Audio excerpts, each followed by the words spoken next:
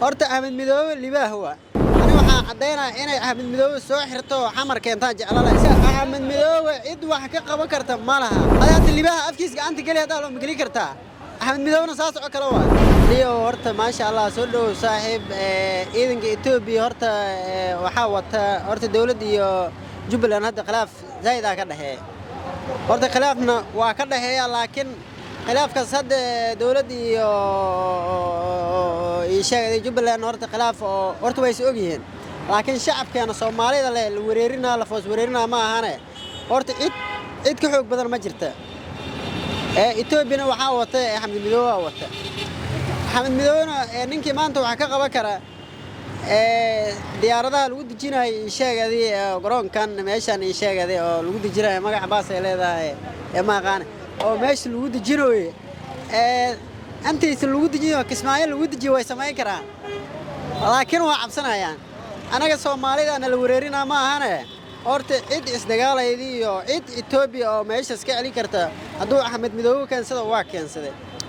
Axmed Midoobe 13 sano uu xilka hayaa hadaa wax laga qaban lahaa horta intaas wax laga qaban lahaa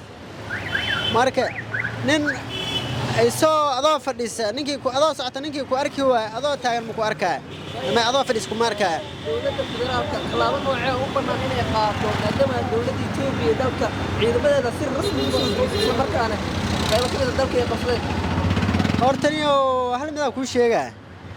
meel libaax jooga horta waraabo ma gali karaa ya meel libaax jooga waraabo ma gali karaa horta Axmed Midoobe libaax waa dawladda haday ka xoog badan tahay ani waxaan cadeynaa inay Axmed Midoobe soo xirto xamar keentaan jeclalahay sidii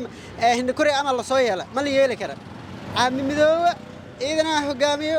ciidana uu haystaa horta cid maana ka xoog badan ma laha ya marka Axmed Midoobe cid wax ka qaban karta ma laha shacab kale la wareerina ma ahane hada libaax afkiis gacanta gali hada loo magali kartaa Axmed Midoobe saas oo kale waa libaax meel fadhiyo waa cid u dhaw karta ma laha wax walba daa la sameeyaa mudan